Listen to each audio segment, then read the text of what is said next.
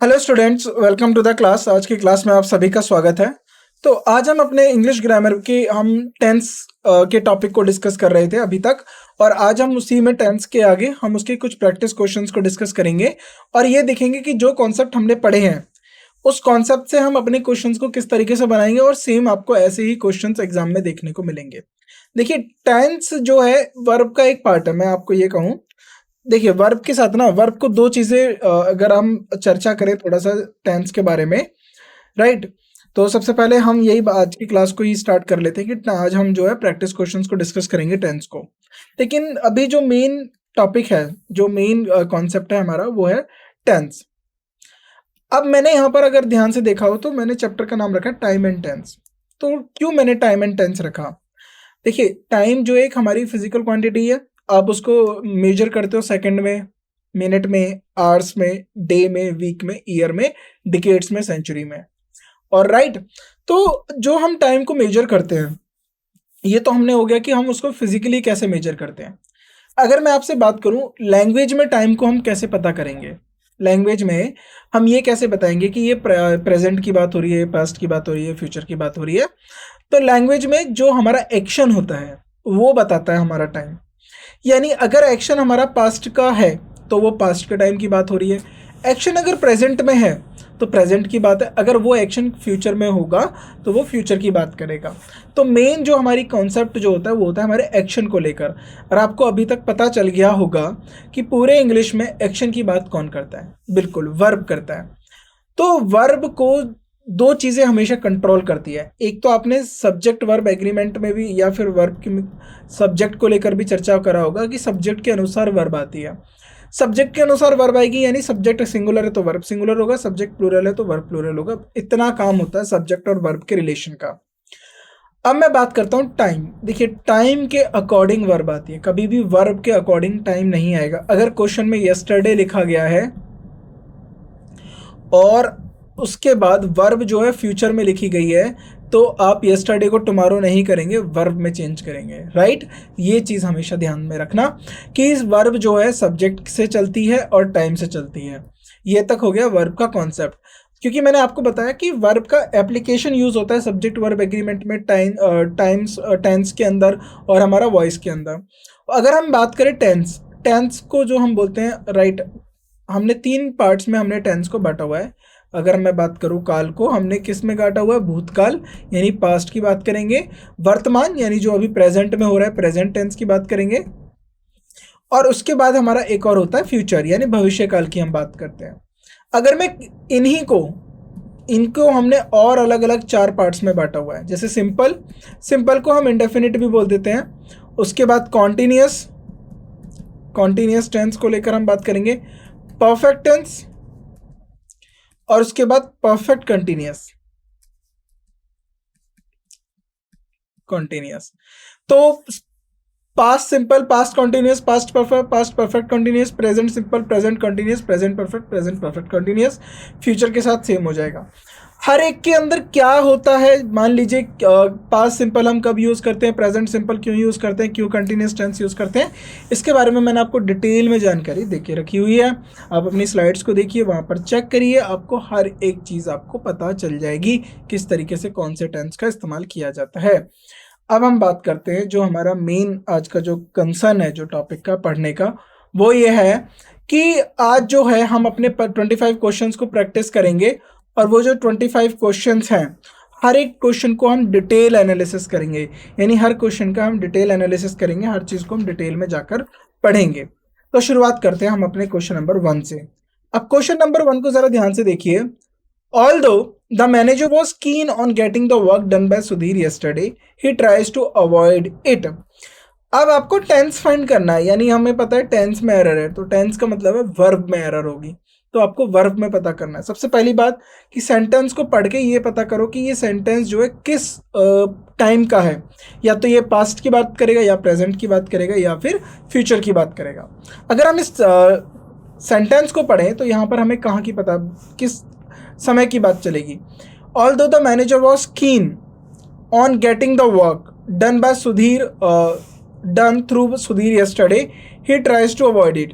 तो यहाँ तक तो हमें पता चला कि ये पास्ट की बात हो रही है, लेकिन क्योंकि हमें यस्टरडे भी पता चला और वाज का भी यूज़ हो गया। लेकिन थर्ड पॉइंट पे आप देखो, he tries to avoid it, he try to avoid it में क्या लिखा हुआ है? ट्राइज। अब जो ये ट्राइज है ना, ये प्रेजेंट, सिंपल प्रेजेंट टेंस की बात हो रही है, लेकिन पूरा जो हमारा स्ट्रक्चर है वो पास्ट का है। तो यहाँ पर ट्राइज नहीं होगा, यहाँ पर आएगा tried. He tried to avoid it, क्योंकि हम इसको सिंपल पास्ट में लिखेंगे, पूरा सेंटेंस हमारा पास्ट का दिया हुआ है तो इसको हम सिंपली पास्ट में लिखेंगे। तो यहाँ पर क्या आ जाएगा? ट्राइड। आगे बढ़ते हैं क्वेश्चन नंबर 2 में। I saw him a couple of times since May. देखिए, अब जरा मैं आपको परफेक्ट टेंस सिखा देता हूँ। परफेक्ट टेंस क्या होता है, राइट? परफेक्ट टेंस के बारे में थोड़ा सा आप चर्चा कर लीजिए।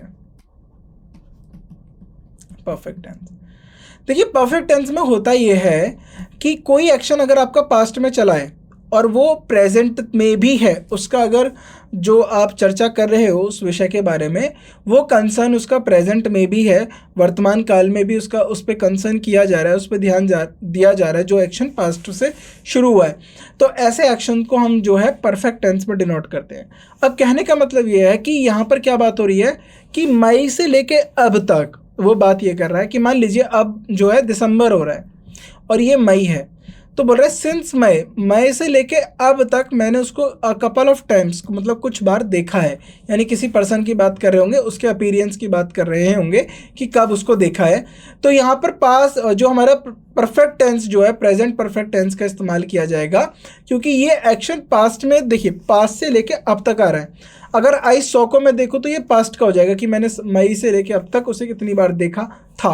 अभी भी वो कंसर्न में है, वो बात को अभी भी ध्यान दिया जा रहा है, तो आई हैव सीन आएगा यहाँ पर। ये परफेक्ट टेंस में लिखेंगे आई हैव सीन हिम, राइट? तो पहले पार्ट में एरर है, इसको आप ठीक करेंगे। आगे बढ़ते हैं। Gauri told me his name after he left. अब जरा एक और ध्यान से देखिए, जैसे आपने देखा होगा कि रेलगाड़ी के पहुंचने से, मतलब रेलगाड़ी के चलने से पहले, और राइट, और मतलब मेरे स्टेशन के पहुंचने से पहले रेलगाड़ी निकल चुकी थी। यानी इस तरीके के क्वेश्चंस अगर आपने देखे हों तो डॉक्टर के आने से पहले ही मरीज जो है मर चुका था। तो इस टाइप में दो बातें होती हैं। ये पूरा सेंटेंस तो पास्ट में है, ऐसे सेंटेंसेस पास्ट में तो रहते ही हैं, लेकिन पास्ट के अंदर भी दो घटनाएं हैं। जैसे यहाँ पर बोला गया, उसके जाने के बाद गौरी ने मुझे उसका नाम बताया। तो जाने के बाद और फिर गौरी ने नाम बताया, अगर मैं इसको प्रेजेंट वाली लाइन बोलता हूँ तो प्रेजेंट वाली लाइन से इधर वाला जो है हिस्सा, ये पास्ट का है। अगर कोई इवेंट दो बार हुए हैं क्रोनोलॉजिकली, यानी एक के बाद एक दो टाइम लाइन में हुए हैं, अगर ये वाला जो इवेंट है ये बिफोर है, ये पहले हो चुका, उसके बाद कोई दूसरा इवेंट हुआ है आफ्टर, उसके बाद कोई दूसरा इवेंट हुआ है, तो ये जो है पास्ट में पास्ट है। ये भी पास्ट है, ऑल्दो देखिए ये यहाँ से देखो, ये भी पास्ट है और इसका भी पास्ट ये है। अगर पास्ट में पास्ट की बात करोगे तो पास्ट परफेक्ट का यूज़ करोगे, पास्ट परफेक्ट का, और सिंपली पास्ट की बात करोगे तो सिंपल पास्ट में सिंपल पास्ट टेंस का यूज करोगे। तो गौरी टोल्ड मी, अब ये पास्ट टेंस बात हो रही है, हिज नेम आफ्टर। अब गौरी ने मुझे उसका नाम बताया, बाद में, उसके जाने के बाद ही तो बताया, यानी उसका जाना पहले हुआ होगा, फिर गौरी ने उसका नाम बताया। तो यहाँ पर गड़बड़ ये है कि ही हैड लेफ्ट आएगा, ये परफेक्ट टेंस बनेगा, he had left. Third part में एरर है, राइट? सो यहाँ इसको करेक्ट करेंगे, ही हैड लेफ्ट। आगे बढ़ते हैं। John would have told you the truth if you had asked him. अब देखिए, जो ध्यान से देखिए, John would have told you the truth. अब ये कंडीशनल सेंटेंसेस होते हैं। एक होता है हमारा जीरो कंडीशनल, एक होता है first conditional, second conditional, third conditional. तो जो हमारे कंडीशनल सेंटेंसेस होते हैं उन पे हम चर्चा कर लेते हैं। देखिए, कंडीशनल में क्या होता है कि पहला जो हमारा कंडीशनल होता है वो प्रोबेबल होता है, फिर एक पास्ट होता है, फिर एक होता है पास्ट में भी जो चीज़ें असत्य होती हैं, अगर ऐसा होता तो वैसा होता, अगर ये किया होता तो उससे ये नतीजे आते, पर इन रियलिटी वो एक्शन नहीं किया जाता है, राइट? तो यहाँ पर ध्यान से देखिए, John would have told you the truth. John आपको सत्य बताता अगर आप उससे पूछते तो, यानी if you had asked him, तो देखिए अगर इफ के साथ पास्ट परफेक्ट टेंस लगा हुआ है, यानी कंडीशनल सेंटेंस में या कंडीशनल पार्ट में पास्ट परफेक्ट टेंस है, तो उसके बाद जो अगला जो पार्ट होगा उसमें वुड हैव, इसमें अगले पार्ट में क्या होगा, वुड हैव प्लस वर्ब की थर्ड फॉर्म। ये याद रखिएगा, ये एक सिंपल स्ट्रक्चर है, वुड हैव प्लस वर्ब की थर्ड फॉर्म, राइट। सो इसमें नो एरर, ये बिल्कुल ठीक है। आगे बढ़ते हैं। If the majority of the individuals in a state prosper, the state itself would prosper, right. देखिए ये भी कंडीशनल है, if the majority of the individuals in a state prosper, the state itself would prosper. अब जरा ध्यान से देखिए, यहाँ पर मुझे ये बताइए कि क्या ये सेंटेंस पास्ट का है, क्या ये सेंटेंस प्रेजेंट का है, किस जगह का ये सेंटेंस है। तो ये मैं बात करता हूँ, ये हमारा फर्स्ट कंडीशनल सेंटेंस है। ये कंडीशनल जो है फर्स्ट कंडीशनल सेंटेंस है। फर्स्ट कंडीशनल सेंटेंस में आप समझ लीजिए, अगर जो हमारा कंडीशनल सेंटेंस है, मैं आपको बता देता हूँ, हमारा जो कंडीशनल क्लॉज है, कंडीशनल जो हमारी कंडीशनल क्लॉज है, उस कंडीशनल क्लॉज में सिंपल प्रेजेंट टेंस लिखा है, सिंपल प्रेजेंट टेंस लिखा है। तो जो आपकी मेन क्लॉज होगी ना, मेन क्लॉज होगी, उस मेन क्लॉज में आप फ्यूचर, सिंपल फ्यूचर लिखोगे, सिंपल मेन क्लॉज में सिंपल फ्यूचर टेंस की बात करोगे, राइट। सो यहाँ पर the state will itself would prosper, would की जगह नहीं हो जाएगा यहाँ पर विल, राइट। तो यहाँ पर क्या हो जाएगा, विल। थर्ड पार्ट में एरर है, इसको आप ठीक करेंगे। आगे बढ़ते हैं हम लोग। Now he asked, supposing if he fails what would he do, right. देखिए अगेन कंडीशनल, तो अगर ये कंडीशनल दिया हुआ है तो यहाँ पर देखिए ही आस्क्ड, उसने पूछा था, सपोज करिए अगर वह फेल हो जाता तो वह क्या करता। तो यहाँ पर ये सपोजिंग तो हटना ही नहीं है, जब इफ आ गया तो सपोजिंग की तो ज़रूरत ही नहीं है। तो यहाँ पर सिंपल लिख लीजिए if he failed, if he failed what he would do. उसने पूछा अगर वह फेल हो जाता। अगर देखिए, अगर कंडीशनल क्लॉज में सिंपल पास्ट है, conditional clause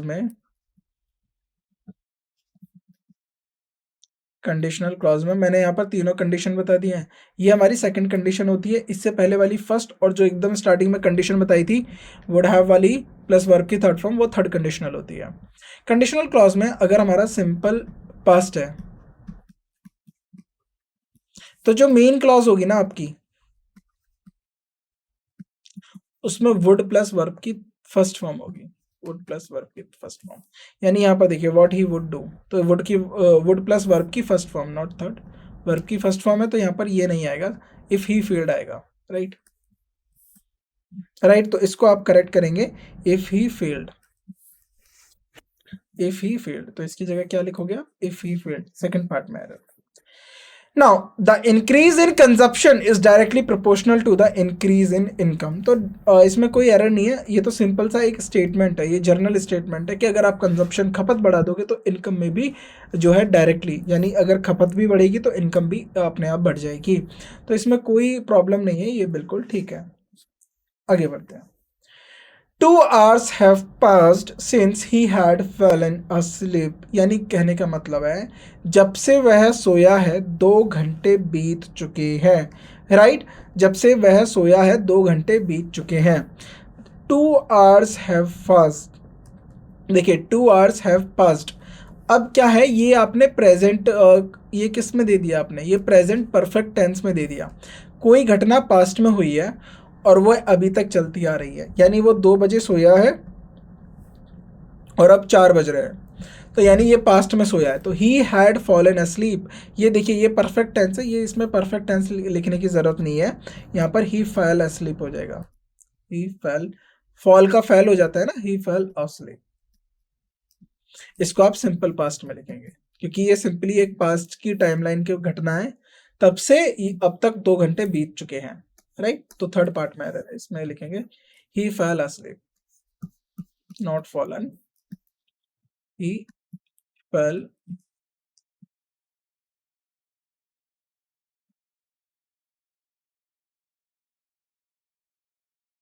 right. Third part में एरर है, इसको आप ठीक करेंगे।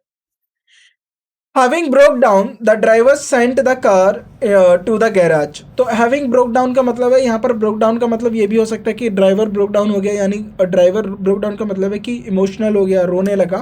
तो ये गलत स्टेटमेंट है, यहाँ पर having broke down नहीं होगा। After the break down of car, broke down after the, right. यहाँ पर आपको बताना है कि क्या हुआ है, तो यहाँ पर लिख दीजिए after the car broke down, right, the driver sent the car to the garage. First part में एरर है, इसको आप ठीक करेंगे। Now I have seen her only once but I am liking her a lot. देखिए, I have seen her only once, मैंने बस उसे एक बार देखा है बट मैं उसे पसंद करता हूँ। तो यहाँ पर आई एम लाइकिंग नहीं होगा, यहाँ पर आप फीलिंग या इमोशन की बात कर रहे हो। तो जब भी आप नॉर्मली इमोशन की बात करते हो या किसी को पसंद करते हो तो उसको कंटिन्यूस वे में नहीं लिखते, सिंपल लिखोगे I like her a lot. यहाँ पर गलत दिया हुआ है, आई लाइक हर अलॉट। तो बेसिकली क्या है कि जो हमारे वर्ब जो होते हैं ना, जो हमारा टेंस होता है, इसमें प्रॉब्लम ये होती है कि इसमें कभी कभार वर्ब में भी एरर हो सकती है, कभी टाइम फ्रेम में भी एरर हो सकती है। बस आपको देख के चलना है कि कहाँ पर एरर है। I told him what he enjoyed very much at the party.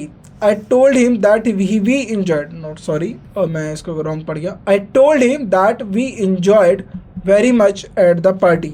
अब यहाँ पर कह रहा है कि मैंने उसे बोला था। अब मैंने उसे बोला था क्या, we enjoyed very much at the party. बिल्कुल सही है कि मैंने उसे बोला था कि हम पार्टी में बहुत इंजॉय करेंगे, ये राइट हमने करे थे, राइट।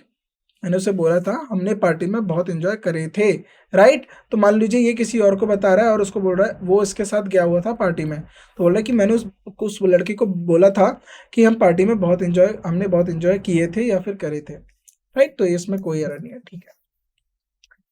आगे, ही एट नथिंग सिंस यस्टरडे, तो यानी अभी तक वो काम चल रहा है। ये वाला जो है सिंस वाले को क्वेश्चंस को ध्यान से देखिए, यानी कल से उसने अभी तक, टिल नाउ, बात हो रही है अभी तक, टिल नाउ, तो यानी अभी तक उसने कोई काम, ये जो काम है ना ये किया है, अभी तक ये चल रहा है। सो ही एट पास्ट में नहीं है, ये अभी तक चल रहा है। अब ही हैज ईटन, राइट। तो यहां पर क्या लिखेंगे, ही हैज एटन नथिंग, यानी उसने अभी तक कुछ नहीं खाया है। इसको आप सिंपली प्रेजेंट परफेक्ट टेंस में लिखेंगे। आगे बढ़ते हैं। If the worst comes to worst, अगर मतलब कुछ भी है, खराब से खराब हुआ, I will have to bid good bye to my studies and join my family business. तो ये कह रहा है अगर इस खराब से ज्यादा खराब हुआ, जितना है वो और भी खराब हो गया, तो इसमें क्या करेगा वो अपनी फैमिली बिजनेस स्टडीज को बाय बाय बोल के अपनी फैमिली बिजनेस को स्टडी वो जो है कंटिन्यू कर लेगा या ज्वाइन कर लेगा। If the worst comes to the worst, अगर इसका मतलब ये हमारा फ्रेज होता है कम्स टू द वर्स्ट, तो यहाँ पर टू द वर्स्ट होगा सिंपली, कोई इसमें इतनी बड़ी एरर नहीं, टू पार्ट में एरर है, इसको आप ठीक कर लेंगे। Now, she pretends as if she has never in her life told a lie, hadn't he या hadn't का मतलब होता है had not she, sorry not hadn't ही नहीं, had not she। तो यानी कहने का मतलब है वो ऐसा प्रिटेंड कर रही है कि उसने अपनी लाइफ में कभी झूठ नहीं बोला था। तो यहाँ पर देखिए हैज़ हो गया और यहाँ पर हैड आ गया, तो बेसिकली टाइम का ही गड़बड़ हो गया। तो यहाँ पर ऐसा होगा शी प्रिटेंड्स, वह ऐसा प्रिटेंड करती है, if she as if she has नहीं होगा, had not, had never in her life told a lie, तो उसने अपनी जिंदगी में कभी भी कोई झूठ नहीं बोला, राइट। इसको आप टिक करेंगे तो यहाँ पर हैज़ की जगह सिंपली क्या यूज कर देंगे, हैड यूज कर देंगे। आगे बढ़ते हैं, पार्टी में एरर, इसको आप टिक करेंगे। Next question, it is high time. High time का मतलब होता है राइट टाइम, कि ये बहुत सही समय है। It is right time. He stood on his own two legs. देखिए ये इसमें बहुत बेसिक सी एरर है। मैं आपसे बोलूं कि ये बहुत सही टाइम है, वह अपने पैरों पे खड़ा हो गया था, या आप अपने पैरों पे खड़े हो जाओगे, तो मैं आपसे बोलूँगा आप अपने दो पैरों पे खड़े हो जाओगे। तो अंडरस्टूड होता है कि ह्यूमन हैज़ टू लेग्स, तो ये तो यही अंडरस्टूड है। तो अंडरस्टूड है तो यहाँ पर टू लेग्स नहीं होगा, यहाँ तो सिर्फ लेग्स हो सकता है या फिर फीट हो सकता है। लेग्स नहीं तो फीट हो सकता है, यहाँ पर टू लेग्स नहीं लिखेंगे बिकॉज दिस इज अंडरस्टूड, ये बहुत बेसिक सा है। यहाँ पर क्या हो जाएगा, फीट। आगे बढ़ते हैं। He denied to have been there, no error। उसने मना कर दिया, वहाँ नहीं था, मतलब ही डिनाइड, उसने इनकार कर दिया वहाँ होने से। अब मान लीजिए कोई पर्सन बात कर रहा है कि मैं वहाँ पर नहीं था, राइट। तो he denied to have been there नहीं, यहाँ पर होगा he denied having been there, right. तो having been there, having been there, right. तो यहाँ पर टू हैव की जगह होगा simply he denied having been there, right. तो ये परफेक्ट कंटिन्यूस परफेक्ट टेंसेस को आपको अच्छे से पढ़ना है और उनको समझना है। I now am knowing all the facts about him. देखिए अब ये कहने का मतलब है कि मैं अब जान रही हूँ उसके बारे में सारे फैक्ट्स, या फिर ये कि मैं अब सब जानती हूँ उसके बारे में। तो आई नाउ एम नोइंग नहीं होगा, या फिर सिंपली होगा I know, right. So now I know, तो या फिर ऐसे लिख दो I now know all facts, right. तो यहाँ पर नो होगा all the facts about him, right. तो यहाँ पर आप इसको काटेंगे, यहाँ पर होगा नो। आगे बढ़ते हैं। I have passed the examination 2 years ago। तो ये अभी जो है प्रेजेंट परफेक्ट टेंस में, लेकिन ये पास्ट की बात हो रही है कि मैंने अपना जो एग्जाम है पास कर लिया था 2 साल पहले ही। तो यहाँ पर आई हैव पास्ड नहीं होगा, यहाँ पर सिंपली होगा I passed the examination 2 years ago। Simple past में लिखा जाएगा क्योंकि ये पास्ट की बात कर रहा है, घटना की बात कर रहा है, एग्जाम को पास करने की बात कर रहा है, तो हैव काट देंगे। आगे, the strain of all the difficulties and vexations and anxieties are more than he could bear। the strain of all, देखिए स्ट्रेन आ गया यहाँ पर, जरा ध्यान से देखिए। The strain of all the difficulties and vexations and anxieties, तो ऑफ है ना, ये प्रीपोजिशन है। डिफिकल्टीज, वैक्सेशन और एंजाइटी ये इस प्रीपोजिशन के सब्जेक्ट हैं। तो जो ये ऑब्जेक्ट है, जो हमारा सब्जेक्ट है ना, वो है स्ट्रेन। ही कुड बियर, जो वह सह सकता।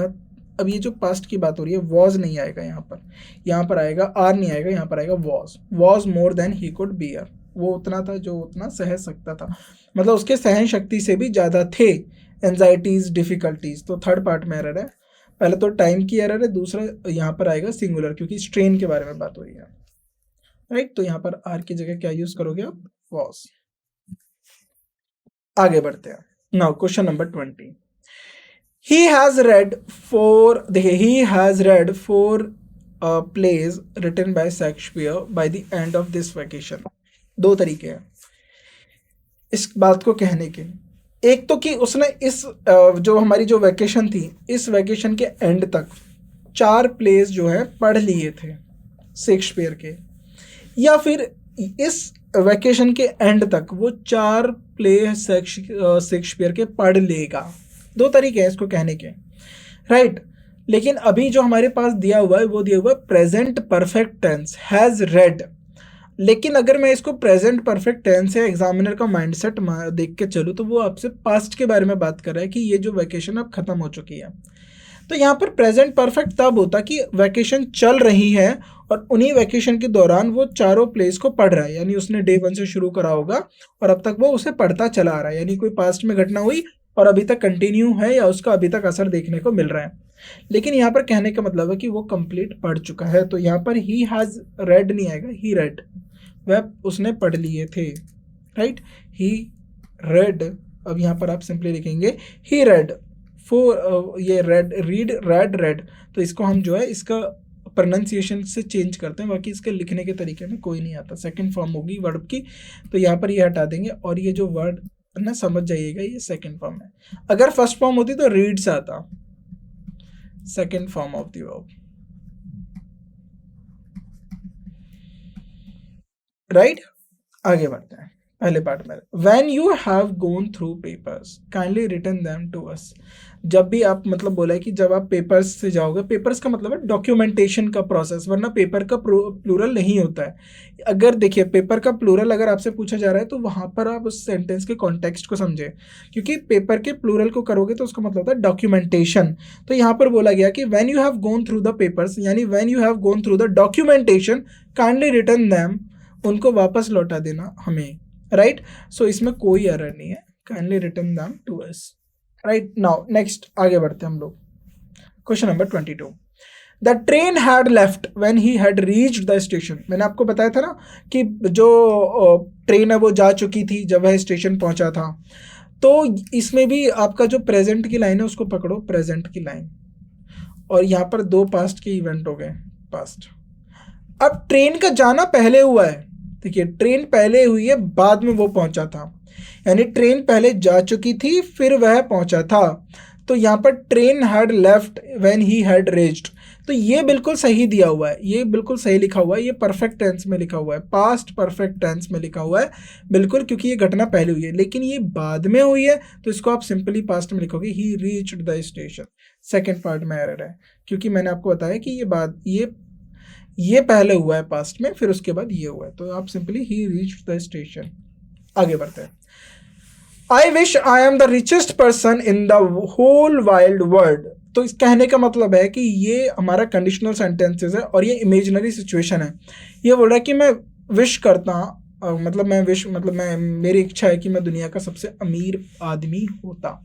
तो जब भी आई विश होता है ना, आई wish, I M, I wish, ये तो आई विश आई वर लगता है, right.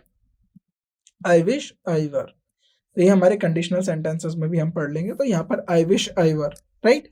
I wish I were rich, I wish I were to be rich. तो इस तरीके से जो क्वेश्चन है ये हमारे इसमें वर लगेगा, राइट। तो यहाँ पर आप सिंपली एम को हटा के वर लगाएं। Next, Ram disappointed his mother as he did not write to her very often. तो राम बोल रहा है कि राम ने अपनी मदर को डिसअपॉइंट किया था, as he did not write to her every often, या टू हर वेरी ऑफन, यानी वो मतलब हर थोड़े समय पे अपनी मदर को लिखता नहीं था खत, इसलिए उसकी जो मदर है उससे डिसअपॉइंटेड हो गई थी, नाराज़ हो गई थी। तो डिड के साथ वर्ब की फर्स्ट फॉर्म आती है, ये बिल्कुल ठीक है, इसमें कोई एरर नहीं है, there is no error in it. आगे बढ़ते हैं।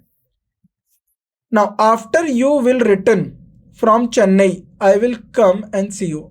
तो जब भी देखिए, जब आप बोलते हैं ना आफ्टर, बिफोर, ये सब आई विल, तो जो आपका मेन सेंटेंस है ना, जो मेन क्लॉज है, जो उसमें तो लिख दिया I will come and see you, बिल्कुल ठीक है। अब दोबारा उसमें आफ्टर वाले जो क्लॉज होती है उसमें आपको विल नहीं लिखना होता, simply after you return from Chennai, यहाँ विल नहीं लिखेंगे क्योंकि ये आपकी जो है कंडीशनल क्लॉज है। तो आप सिंपली इसको लिखेंगे after you return from Chennai I will come and see you. जब आप चेन्नई से आ जाओगे तो मैं आपको आऊँगा देखने के लिए।